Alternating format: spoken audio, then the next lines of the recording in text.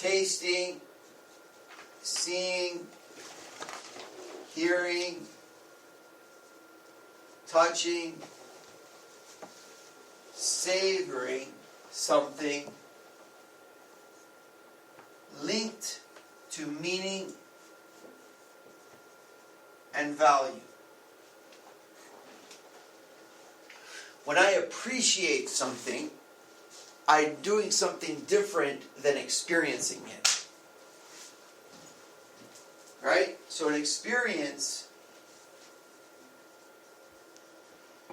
is when something comes to me in taste, touch, sound, sight, or smell. I experience it.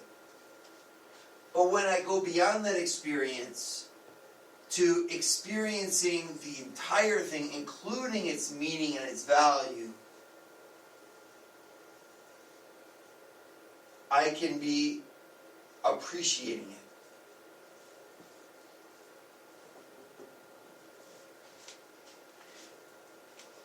Regina, give me the difference in your experience between appreciating something and experiencing it.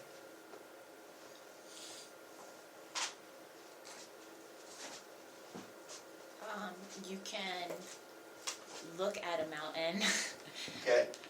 and like appreciate its like how its height, and you can climb it, really know. Okay. Didn't quite get that distinction I was trying to make. That's okay. You're halfway there. Who could elucidate more upon what I was just trying to say? Putting it in your own words. I could be listening to music, and I can hear the music, but I'm not necessarily appreciating the meaning behind it or what the artist was trying to convey. What would you have to hear in the music in order to appreciate what the artist was trying to convey? Maybe their emotion or their thought process. Okay. Like the one that we listened to with the Polish prisoner. If I hadn't had that background knowledge, I wouldn't be searching for that. I would just be listening to it and think that it's a beautiful song.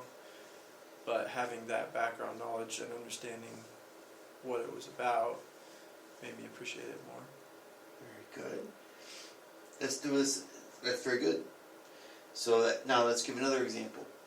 When was some time, Regina, that you appreciated something and the meaning that I put on the board?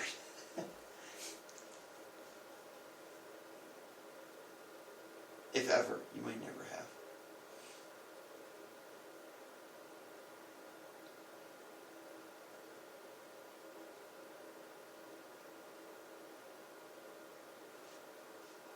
So when you see the word appreciate, a means from in Latin. Preces. Right? Prece. It's the word we have for precious. Prece. And that root denotes value. So to appreciate something is to look at it from a different point of view from just what the thing is, but to look at it from the point of view of what it is and its value, and its meaning, its significance.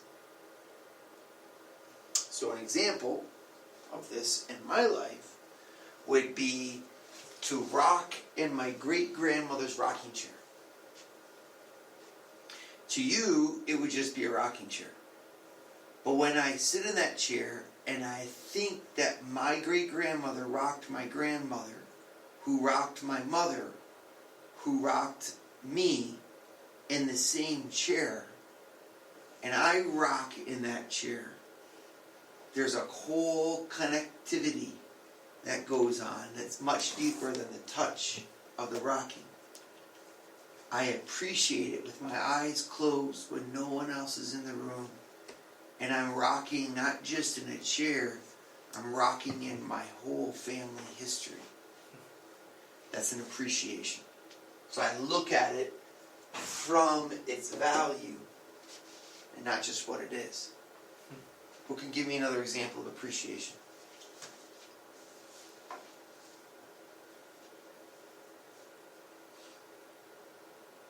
So take something that you taste, that you see, that you hear, and then think about experiencing it linked to a deeper significance.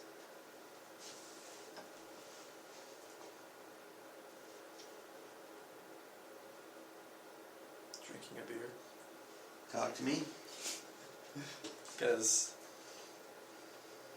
drinking a beer can be just another drinking of a beer, even like a Coors Light, but for me it means something because it's like my grandpa loved Coors, my dad loved Coors, so sticking to that Coors thing has meaning. And it could be just drinking a beer for the experience, or it could be actually appreciating that heritage behind it. And how do you appreciate beer? I think in my appreciation of it, it's an appreciation of the work that goes into making it and the genius it takes to make a beer that stands out. So for you, when you're tasting it, you're actually thinking, how did they do that? And then that makes the taste that you have even richer, doesn't it? Yeah, because if you know, they aged it in bourbon barrels, then you're seeking that taste out as you're tasting it, rather than just drinking it to get drunk. And when you're tasting that out, you're like, it has the bourbon in it, but it's not too strong. How did they do that? Or, the bourbon flavor dilutes the malty flavor, or, yeah. So because you have all that knowledge, and the more knowledge that you have of it, the experience is stronger, isn't it? We could all have a beer and have a good time, whereas Vince might be ecstatic in front of the beer. Yeah. Bree, have you ever appreciated anything you can tell us about?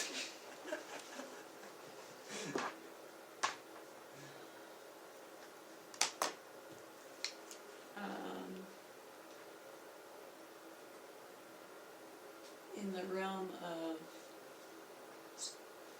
like art or art making, like glass blowing, I can have a certain appreciation for it because of knowing the difficulty of it and how, from my experience of like not being able to do it well and seeing these large pieces done so like perfectly, I can have an appreciation for that because I know it's not easy. Okay. So you guys are giving me the same kinds of appreciation. Give me a different kind of appreciation. What's a different kind of value or meaning that you can look through a piece, look at reality through which you can look at reality, besides just knowing the process? Give me a different type of value. Like sentiment, but that was like... Talk to me. How do you appreciate something through sentiment? Remember this little thing. My experience through the meaning or the value. If I gave you the value of my great-grandmother, that was an example. You've given me meanings of the Polish prisoner. And then you've given me kind of like meanings of understanding the process something went through. Give me yet another example. What's something else through which you can experience things so as to give it yourself an appreciation of that thing? God. Okay. Because like when I was standing in between the two lakes and nobody seemed to appreciate it much, but for me it was like amazing. I think that might have just been a God thing, I don't know. Okay. Cool. So there was a value there, maybe like God speaking to you symbolically of what was going on in your life. Could it be like if someone makes you like a homemade gift or something, and the gift might not be, artistic or whatever, but it has a sentiment to it in that you appreciate it because you love the person that gave it to you. For example, we will never get rid of this pickle. I really wish we would. But if I ever did, you would holler to high heavens, because this pickle was at the beginning of the year. Oh, wow. We Now we're appreciate stuck it. with it. This has a value that's greater than the stupid pickle. I have, for example, I kept and I will always keep the very first thing anyone ever gave Eagle Eye Ministries. It was a plastic eagle. But I was so touched that someone gave us something, that we actually had something that belonged not to me or to the brothers, but to Eagle Eye, that it has a huge value. And when I finally get an office, I'm going to put it on my shelf. Because like there it is, and I look at it and I appreciate it. It has all of this meaning. If you've ever seen the Stars and Stripes that flew when they over Fort Scott, Francis Scott Key. Jeez. When you go and see Old Glory, where the guy saw the flag, and he said, wrote the Star Spangled Banner. You go and you see it. It's this huge display at the Smithsonian, and you're just there in awe-filled silence in front of our entire country in national history. You're appreciating it. Okay, so the difference between experience and appreciation.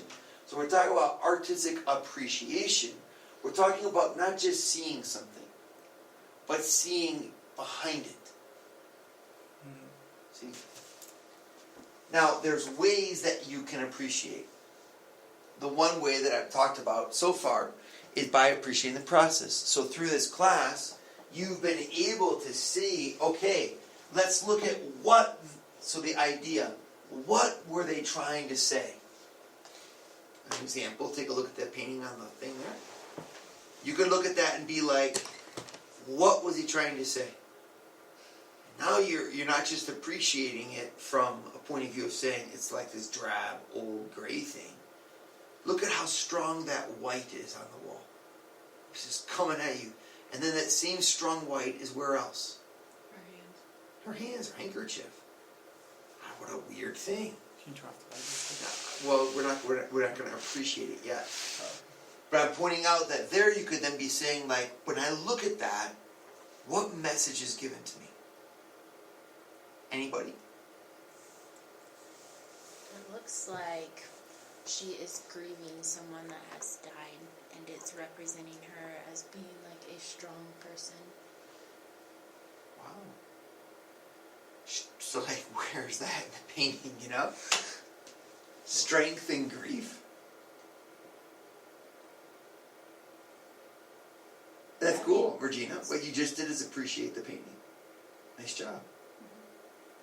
And so if someone died in your family, you could give them this painting to say everything you wanted to say to them. Because you see in there the idea. You're appreciating the painting through saying, it's not just always a definition, but what is being evoked. And there you can, there's a lot of different things at once, right? Anyone else see anything in the painting? If you were to look at that in terms of a what else do you see? The drapes. In terms of meaning, Vince. The tear. She have a tear on her cheek. What is the artist saying, Vince? Grieving, mourning, sad. Really? I don't know. I never would have thought of that. Is See, that I tear just on her think cheek the or way no? I don't see a tear. I just think she looks sad, like she's like preparing, like with the white. In the black. What is that painting saying about you, Vince? When you see that, what do you know about you? What happens inside of you? What is she saying to you? She needs to be comforted. Okay. But what is she saying about life? That If I was going to teach you a class and I turned that painting on and I said, Vince, this is everything in the whole class, what would I have taught you? fortitude. Okay. Where do you see that? Just the way that her hands are positioned. And the way that her body posture is. And I think that the black definitely represents mourning, so if her body position is strong, it represents fortitude. So you see strength in her body position. Yeah. What about her body position makes you see strength? Her back is upright, straight. Her legs are in front of her, she's not slouched. And her arms are kind of... Do you like her? Do I like her? Yeah. Yeah, she's awesome.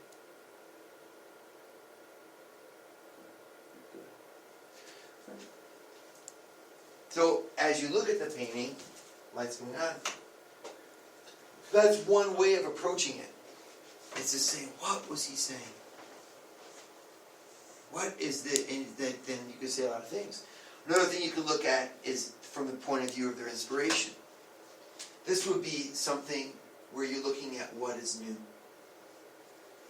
This is kind of where you'd say the genius of the thing. Usually this type of appreciation requires a little bit more skill.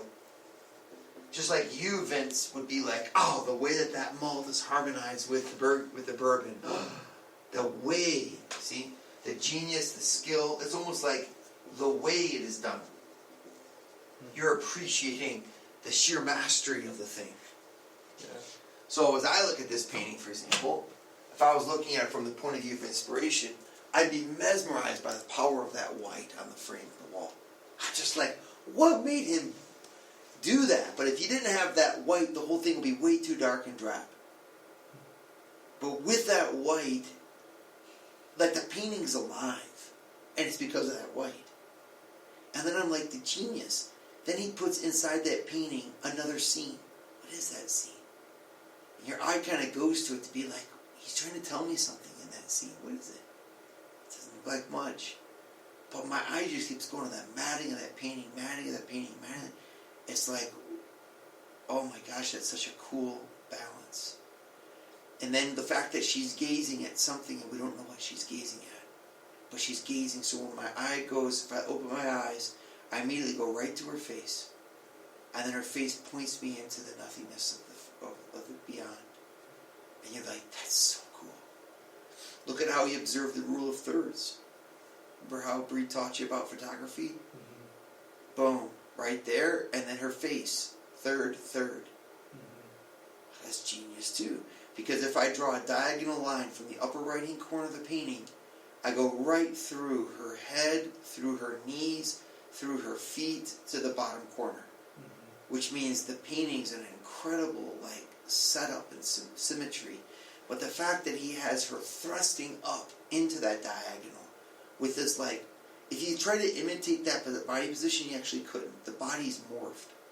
Her legs, look at how long her legs would be if she stood up straight. Mm-hmm.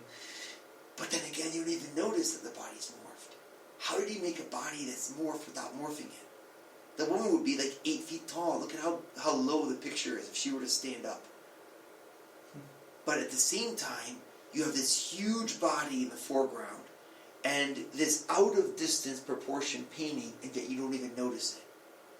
Maybe that's why he made it bright. Because then your eye almost shifts to a different scene. You see the painting in her head, and then you go down and you see the body leaning forward. And you sit back and you say, that's awesome. Another spot that I see of inspiration when I look at that, I look at her face and I always see a young woman. But she's obviously old. But she's young. Now if you look at it, the youth is in her eyes. Because her eyebrows are up. And if you don't look at the cheekbone, you just look at the eyes, it's the eyes of a young woman. And then when you add in the cheekbone and the nose, she becomes old. So when I see her, I don't even see old, I see young. Up and then old, up and then young, up and then old. Oh my gosh, that's awesome. And now I'm appreciating it, not from what it's saying to me, but just the mastery of the thing. And you see how it's realistic to the left, and as you go to the right, it's not realistic behind her, it's kind of smudged. Mm-hmm. Almost like she emerges out of smudgeness into this clarity of her face. It's cool. And then you're appreciating it from the point of view of the inspiration of the artist. Okay, lights going on. What else do you guys see by the way of inspiration? Why would that painting be a total masterpiece that would go for more than our schools would?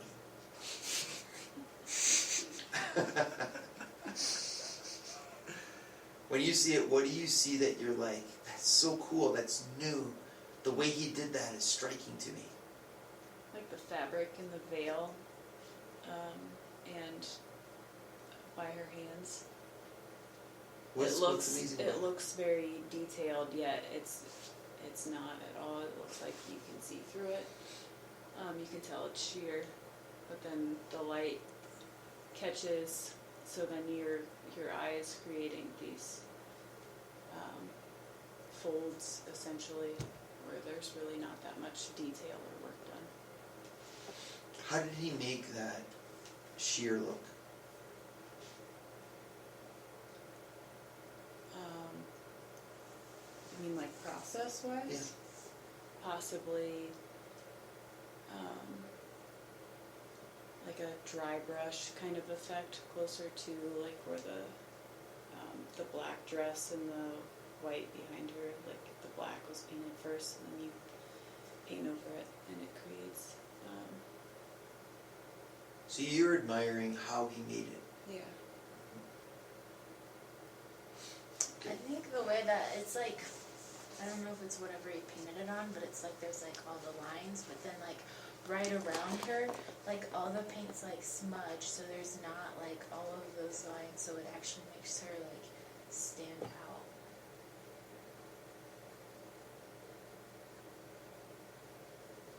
Mm-hmm.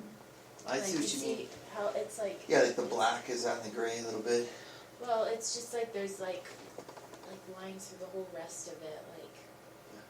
But then like right around like above the black there, it's like all like smudged, so she almost doesn't even seem like it makes her stand out from everything else. It's probably the texture of the canvas and then layers of paint, so it's like smoother. I just love her eyes. Keep going back to that. It's like her jaw is clenched. She's focused. What do you think she's looking at? I really think it's a few. See, in the top is a guy going towards a big city. Do you also notice the yellow? It's almost like the entire painting is made of 3 colors. What are the 3 colors? Black, white, and yellow. Where do you see them? What about the blue? Where's blue? That's like a bluish look over there. Where do you see the black, white, and yellow? Where do you look now? Look at it just from the point of view of color. Where do you see the color coming out at you? Where's all the spots you see yellow, Vince? Feet, Where else? or the drapes, Good. Where else? carpet, Back of the chair. her Yep. ring, One more spot. her ring. Yep. One more spot. Blur your vision. How do I throw my vision? Kind of cool. Kind of like cross your eyes a little bit. Look. Is that what you see? Right in her face. Now when you look at it, you're like, wow, how did he feel? It's almost like she's glowing. Her figure. It's almost actually like in her wrapped. dress too. Yeah, you're right. So black is more than just black. All right, and then one last thing. Oh, close your eyes, open them, whatever. Then you can also look at it. This inspiration is the guiding impulse of the labor. That's where you look at the thing from the point of view of its history, from the point of view of the effort the artist put into it. And that means also from the point of view of its techniques. Now there's more ways to do it, right? Because then you could also take art appreciation here. This is just from what you are currently equipped to do because of our study of the artistic process. But imagine if we'd also studied things like the history of a piece of work, meaning its setting. For example, if you knew that this piece was in the funeral home where his dad died, you could appreciate that meaning, that link to that meaning of a son offering his mother to his father's memory, you know. So the setting of something becomes important. The epic, or the cultural the milieu Take the Arc de Triomphe, for example, in Paris, which is that big stone thing that's over the main road in downtown Paris. And you're like, Napoleon put that up in order to celebrate his victory over Europe, and that's the heart of Paris. The Washington Monument of itself is nothing much. But when you put it from the point of view of its history, and you learn that every country on the earth donated marble to the Washington Memorial, then you're there and you're like, this is priceless because it represents the tribute of a world to our young nation. See what I mean? Okay. So that's just ways you can appreciate it. So you can look at it from this, you can look at it from this. I think you can also appreciate something from the point of view of its message. It's kind of like the what, but I just want to kind of like bring that out a little bit more deeply. So this is Whistler's mother. Okay, we just looked at it for a little while. I want to take you to a little bit of a different vantage point. I want to take you to see. Wait, what was the history behind that picture? I don't know.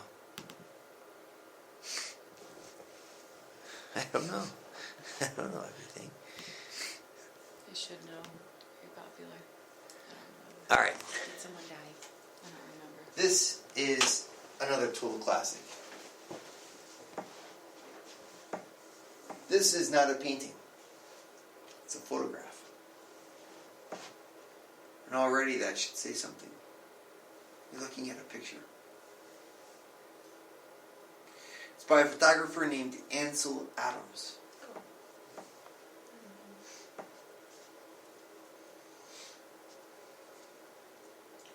When you see this, what do you feel?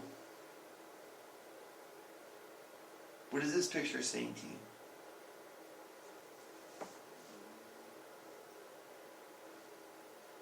Does it please you? Yes or no? I feel dangerous. All right. Why do you feel? Are you serious? No. I think I it's... think Open a dashboard. What will that do? there's almost like a sense of, smallness. Like if you could imagine that, like in real life, like the size of it. Oh. Okay, I don't know what this is doing, but I'm going to do it. Open in dashboard. Oh, this is stupid. All right. Oh, what's the size of it? Well, yeah, like, it's kind of like an awe at like how big and amazing it is, and like kind of how small we are in comparison. Okay. Do you like it, Vince? I mean, yeah. I want it to be in color. Yeah. The way those mountains look is really, I don't know, it's weird. If I were just flipping through, I wouldn't necessarily stop at this picture. Yeah, because there's too Because much like it's- darkness. Yeah.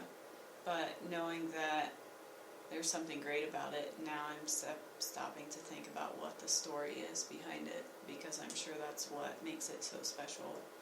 And it looks like there's a storm coming through, and I mean it has good composition and everything like that it needs to have. It just looks like it's overexposed,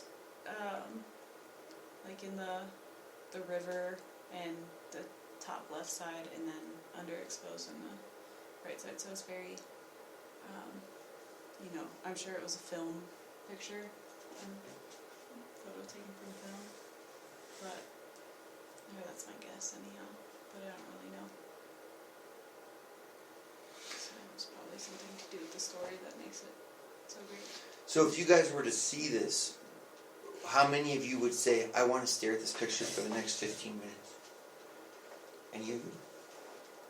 Is this just a bad copy of it, or is this like pretty high quality? High quality. Okay. Ansel Adams took pictures all in film based on exposures And then he was the first one to really work the editing process. And he did it by this thing called burning. So when you see how bright the sky is on the left, that wasn't in the original picture. He deliberately overexposed it, using all these various techniques in the shop so that as he's working on the picture, he's almost like painting it with light. So you're looking at the work of decisive editing. He's made every inch of that picture look the way that he wants it to look. So it's super dark on the right, super bright on the left, super dark on the lower left, super bright on the lower right. So you have this diagonal of light from the left, upper left to the lower right, and that starts going down, and you hit the river, and the river swings your eye along its length and out the corner. So if you were to appreciate the painting, he did it all in black and white because he wants you to appreciate the contrast between things. And here, as I look at that, what are some of the contrasts that you see? What is he contrasting? The river. And The darkness. Cool. Bree hit it. He's contrasting, say it again, Bree. The river and the mountaintops. So it's almost like you have two scenes. You've got this gentle river, and you've got this violent thrust of mountains. And what enables him to make that contrast, Bree, visually? You mean just like the light and dark? Yeah. The bright white and the... It's the black along the base of the mountains. See how he's got that big swath of black? So your mind sees this gentle stream, and then it kind of like goes on pause, and then bam, you get hit by the mountaintops. So you've just journeyed from two different worlds. So it almost, if you were to cut off with your hand, hold it up and block off the river, you just see cool mountains, and it's like stormy and dark and amazing. Now block off the mountains. You got a nice little day along the river. And yet the two of them are in one picture. Now I want you to take a look at this just from a little bit of a different meaning. So I'm going to go to a different painting with you because we're appreciating it kind of from a technical point of view. I want you to look at this picture. With the black background, it actually looks better. Yeah, I'm sure it does. I just don't know how to do that.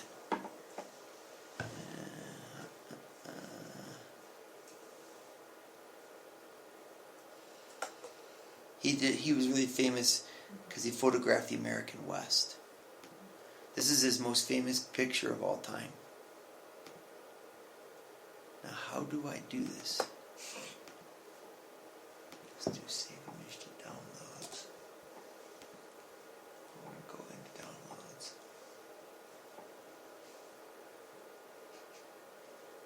What is a dog translator? I was wondering that too. Oh, you guys don't know that one? It's my favorite. It's one of my favorite jokes. Or is it this one? Yeah. Watch Yeah. this. Oh no. Oh.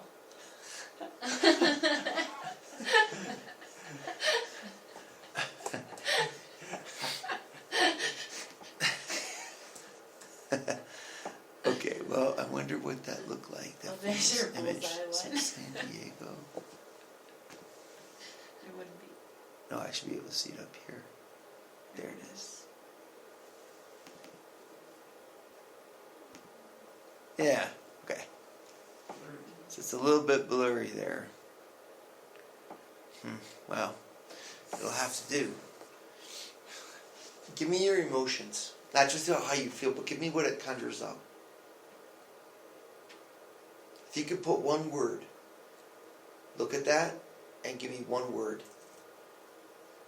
Isolated. Really? Same thing for you, Vince? Isolation. Bree? I don't know yet, but it wasn't going to be isolation. I wonder if I can make this somehow a better image. Those cars? Or there's like clothes hanging? Yeah, you gotta be able to see what it Yeah. is. I wonder if I... Ooh. Yeah, they're playing with it all. What's this painting called? Or photograph?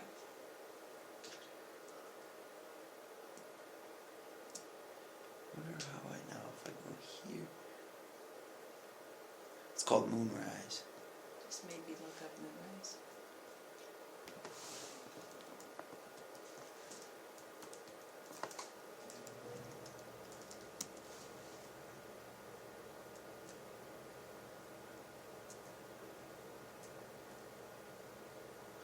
Here, this is kind of cool. We can read this.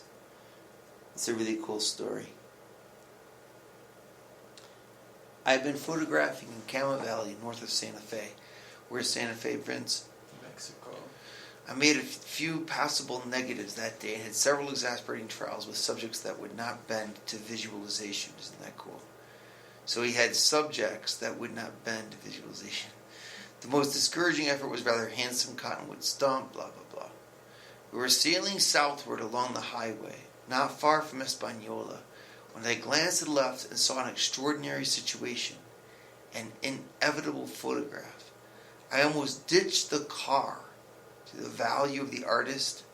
Inspiration hit, which is more important, the car or the painting, the picture, and rushed to set up my 8x10 camera. I was yelling to my companions the drama to bring me things from the car as I struggled to change components on my cookie triple convertible lens. I had a clear visualization of the image I wanted. Isn't that cool? But in other words, he's saying I have a subject and then I have what I see. So I want you to see what I see. So I've got to get that subject in a way that visualizes it for you. That's the artist. I could not find my western exposure. The situation was desperate. The low sun was trailing in the edge of the clouds of the west, and the shadow would soon dim the white crosses. I was at a loss for the subject luminance values, and I confessed I was thinking about bracketing several exposures when I suddenly realized that I knew the luminance of the moon. So he's sitting there calculating what the lumens are. Okay, so a lumen of the moon, he remembers that. It's 250, what is that? C? Cubic feet squared. No.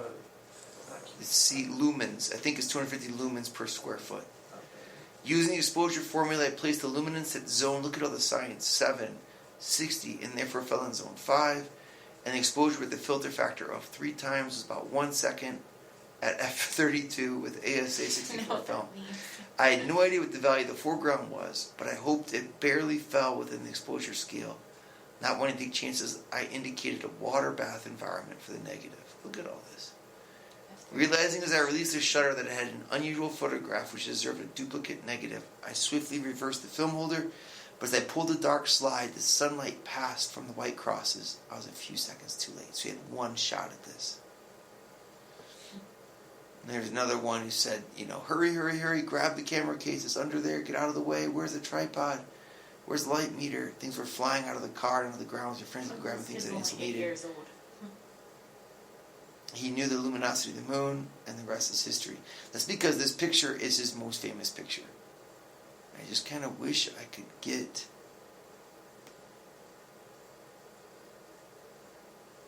I like to show somebody once. Yes. But I want you to look at Moonrise.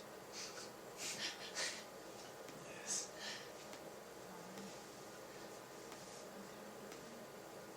There it is. So now, original If you photograph. Can you drag it to your desktop? Click and drag? No, of course not. Zoom. Screenshot, drag. Won't be Well, the let's same. just go like this then. Oh, I guess I can't do that. Okay, that's pretty good. Alright, so now you see what you're looking at? Oh, it's a cemetery. Oh. What? Zoom out. This, yeah. I thought it was like a little tiny town. Can you move the camera to the left, the thing to the left? I just thought it was like a ranch. Other left. There you go. I was moving at the same time all the time. So what is... Now, if you're going to appreciate it, where Where would you look at? What would you look at this through?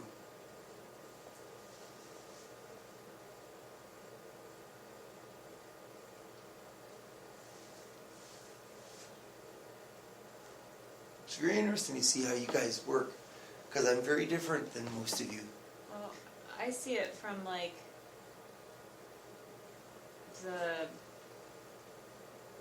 the light and dark, the contrast, and then the lines and what like kind of your eye is drawn to that stark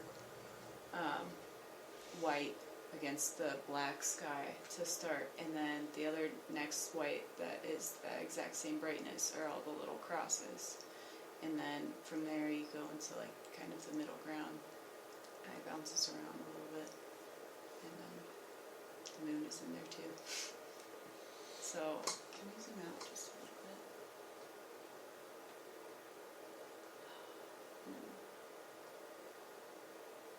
Sorry. Dang it. Dang it. Sorry, Father. Can you zoom out so we can see the whole thing? You were seeing the whole thing. Huh?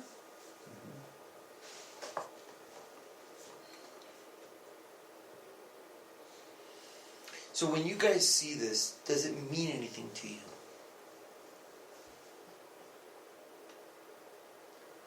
What memory does it conjure up for you? Wyoming? Huh? Said Wyoming? Yeah. Just like the plains of Wyoming. But I don't think that it, like, I felt like it conjured up, like, a lot of meaning. When I looked at it, I just, like, see it as,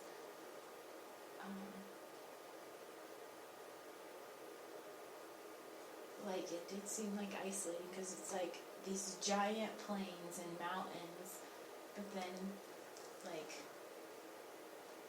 just, like, this little town and cemetery that looks like they're just closing down for the night. What do you like the most about the picture?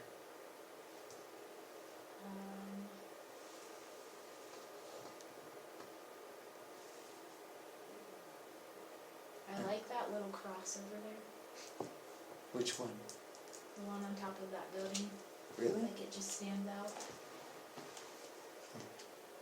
I think the sky. Probably. And the moon.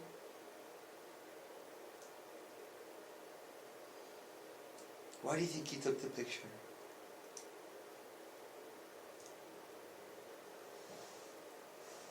What was he trying to say? Of the lighting on the town. But do you think people take pictures because of the lighting on the town? Like he was about to ditch his car so he could take this shot. What did he see that was so worthy of that effort?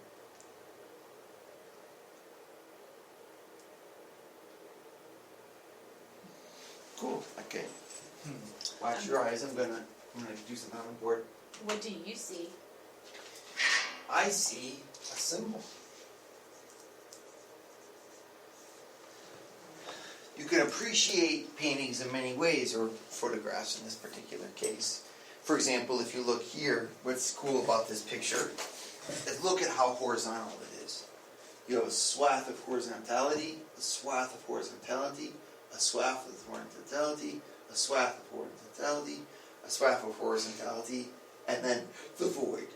The void into 1, 2, 3, 4, 5 layers, almost identical in width, which makes for a composition that's like, whoa, you know, like, when you see this just with the naked eye of not like a human eye, but just like a mathematical eye, that's a really cool cake. You know? Swirl, swirl, swirl, swirl, swirls, and then the black. So on the one hand you see that. On the other hand you see this cool parallelism between the white in this layer and the white in the crosses being reflected. Okay? But like if you only stay there, your appreciation for paintings remains a bit superficial. You can also take a look at it from the point of view of symbol. Now in a symbol, what you have is one thing